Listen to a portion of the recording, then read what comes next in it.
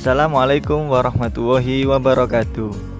Pada pertemuan kali ini kita akan membahas tentang kata debat. Nah, tujuan pembelajaran hari ini diharapkan kita mampu menganalisis permasalahan atau isu, sudut pandang, dan argumen beberapa pihak dan simpulan dari debat yang berkaitan dengan bidang pekerjaan untuk menemukan esensi dari debat. Nah, debat sering juga kita dengar dengan kata berdebat, perdebatan, dan lain sebagainya. Debat merupakan pembahasan dan pertukaran pendapat mengenai suatu hal dengan saling memberi alasan untuk mempertahankan pendapat masing-masing. Menurut ahli komunikasi Asidi Dipojojo dalam bukunya Komunikasi Lisan, debat adalah proses komunikasi lisan yang dinyatakan dengan bahasa untuk mempertahankan pendapat.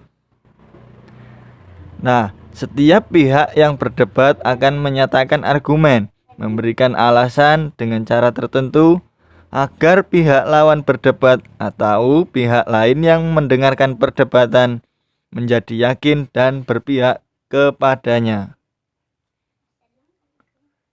Nah, dari pengertian ini dapat dipahami bahwa debat dilakukan oleh dua pihak, baik perseorangan maupun kelompok.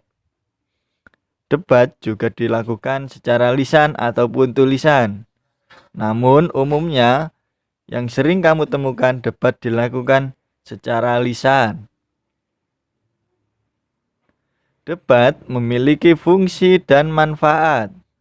Fungsi debat yang pertama sebagai ruang menyampaikan argumen atau pendapat. Yang kedua, ruang untuk menanyakan sesuatu berkaitan dengan apa yang diperdebatkan. Yang ketiga, ruang untuk menguji kekuatan argumen para pihak yang terlibat. Dan yang keempat, ruang untuk membela diri.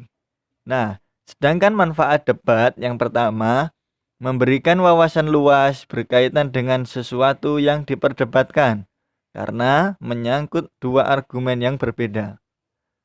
Yang kedua, melatih keterampilan berpikir. Yang ketiga, melatih mental. Dan yang keempat, melatih penguasaan argumen yang diajukan. Nah, karena fungsi dan manfaatnya yang demikian besar, kegiatan debat ini perlu diajarkan kepada peserta didik, tentu dengan cara-cara berdebat yang santun. Dalam mempelajari debat yang santun, peserta didik perlu memperhatikan isu, argumen, dan simpulan. Langkah awal untuk memahami debat adalah dengan mencermati struktur dan kaidahnya.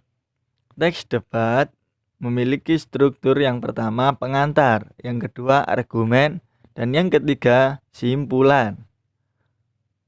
Pengantar merupakan bagian yang berisi tentang topik yang akan dibantah atau sering juga disebut dengan isu. Struktur yang kedua adalah argumen. Argumen berisi struktur teks yang berisi rangkaian bukti atau alasan yang berfungsi untuk mendukung bantahan. Argumen bukan opini dan biasanya berupa fakta-fakta yang berhubungan dengan isu atau bahan debat dan didukung dengan bukti-bukti. Ciri-ciri argumen yang baik. Yang pertama, relevan. Maksudnya, sebuah argumen yang kuat harus relevan dengan isu yang dibahas. Yang kedua, sistematis. Maksudnya, argumen harus sistematis agar dapat dipahami dengan baik. Yang ketiga, logis. Yang keempat, jelas dan sesuai fakta, serta disertai dengan bukti-bukti. Struktur yang terakhir yaitu simpulan. Simpulan berisi pernyataan yang menegaskan bantahan. Nah, dari sini kita telah memahami struktur teks debat. Selanjutnya, kita harus memahami kaidah kebahasaan teks debat. Yang pertama, menggunakan kalimat kompleks. Nah, kalimat kompleks merupakan kalimat yang memiliki lebih dari satu struktur atau dua verba. Yang kedua, kata rujukan. Kata rujukan merupakan kata yang menunjukkan rujukan sebagai pemberi informasi. Kaidah kebahasaan yang ketiga yaitu kata hubung. Kata hubung adalah kata yang berfungsi menghubungkan kata dengan kata, kata dengan kalimat, kalimat dengan kalimat, atau sebaliknya. Dan kaidah yang terakhir yakni pilihan kata atau diksi. Diksi merupakan kata yang dipilih untuk menyampaikan gagasan secara tepat atau efektif. Nah, itu adalah kaidah kebahasaan teks debat. Nah, untuk memperjelas isu, argumen, dan simpulan dalam sebuah debat, mari kita simak bersama-sama debat berikut ini. Selamat pagi hadirin. Selamat bergabung di kompetisi debat SMA Ruang Raya Jakarta. Debat kali ini yaitu tentang dilema penggunaan plastik antara efisiensi dan kerusakan lingkungan.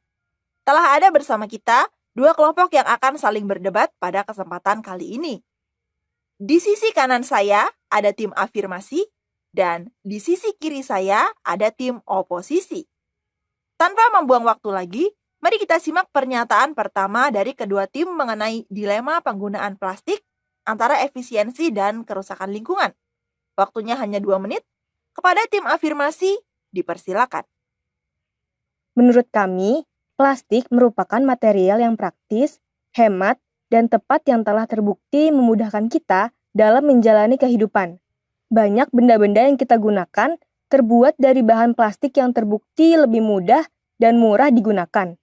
Tidak hanya kantong belanja, tetapi juga peralatan makan dan minum, bahkan perabotan rumah tangga. Antara plastik dan kerusakan lingkungan bukanlah hal yang berhubungan. Plastik tidak memberi andil bagi kerusakan lingkungan. Manusia selaku pengguna plastiklah yang menyebabkan lingkungan itu rusak.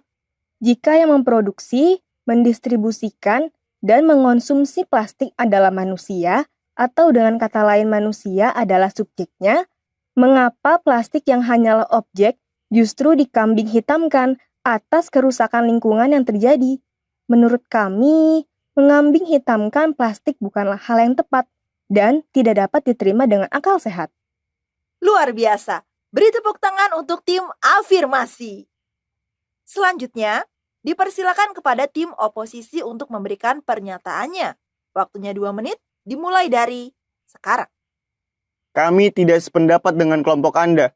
Plastik merupakan material yang tidak dapat terurai dengan cepat. Membutuhkan waktu ratusan tahun bagi mikroorganisme untuk dapat mengurai limbah plastik. Penggunaan plastik berdampak negatif bagi lingkungan. Sebagaimana yang diketahui, plastik yang mulai digunakan sekitar 50 tahun yang silam, kini telah menjadi barang yang tidak terpisahkan dalam kehidupan manusia. Diperkirakan ada 500 juta sampai 1 miliar kantong plastik digunakan penduduk dunia dalam 1 tahun.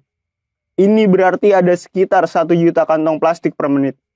Untuk membuatnya, diperlukan 12 juta barel minyak dan 14 juta pohon ditebang per tahunnya. Jika seperti itu, tidak selayaknya penggunaan plastik tetap dipertahankan. Harus ada alternatif lain untuk menggantikan plastik demi keberlanjutan lingkungan. Bagaimana dengan tim afirmasi? Apakah ada tanggapan? Kami tetap pada pendapat kami, bahwa ditinjau dari segi efisiensi dan ekonomi, plastik merupakan material yang mempermudah kehidupan. Perihal sampah yang ditimbulkan akibat plastik, dapat dicanangkan program 3R, yaitu reduce, reuse, dan recycle. Dengan demikian, yang diperlukan adalah edukasi untuk memberdayakan plastik. Satu hal lagi yang paling penting, menggunakan plastik tidak boleh dibarengi dengan membuangnya begitu saja. Dengan demikian, meski tetap menggunakan plastik, tidak lantas mengabaikan lingkungan. Mohon maaf, program 3R memanglah baik.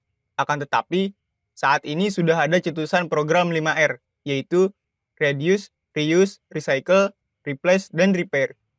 Terdapat kata replace dan repair yang tingkatannya sudah di atas recycle. Jadi, menurut kami, edukasi daur ulang plastik tidaklah cukup. Edukasi harus lebih dari itu.